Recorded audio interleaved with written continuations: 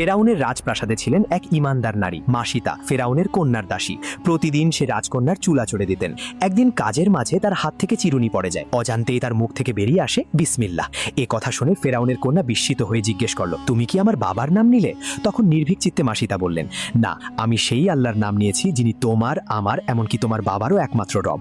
এই সত্য খবর ফেরাউনের কানে পৌঁছালো। সে চরম রাগে ফেটে পড়ল এবং বলল, তোমার এই ধর্ম ত্যাগ করো, না হলে মৃত্যুর জন্য প্রস্তুত হও। কিন্তু মাসিতা ইমানের পাহাড় হয়ে দাঁড়ালেন। তখন তাকে শাস্তি দিতে ফেরাউন এক বিশাল তামার পাত্রে তেল ফুটিয়ে তার চোখের সামনে একে একে তার সন্তানদের সেই ফুটন্ত তেলের আগুনে নিক্ষেপ করা শুরু করে। তবুও তার হৃদয় একটিবারও কাঁপল না। একদম শেষে যখন তার সবচেয়ে ছোট দুগ্ধপোষ্য শিশুটিকে কেড়ে নেওয়া হয়, তখন মায়ের মমতা কিছুটা বাধা হয়ে দাঁড়িয়েছিল। ঠিক সেই মুহূর্তে তার শিশু সন্তান অলৌকিকভাবে কথা বলল, মা, ধৈর্য ধরুন, আপনি সত্যের উপর আছেন। এরপর সেই শিশুকে নিয়ে মাসিতা হাসি মুখে সেই তেলে ঝাঁপ দিয়ে শাহাদাত বরণ করেন। এই ত্যাগের প্রতিদানেই যখন নবীজি মিরাজের রাতে আকাশপথে যাচ্ছিলেন, তখন তিনি এক অদ্ভুত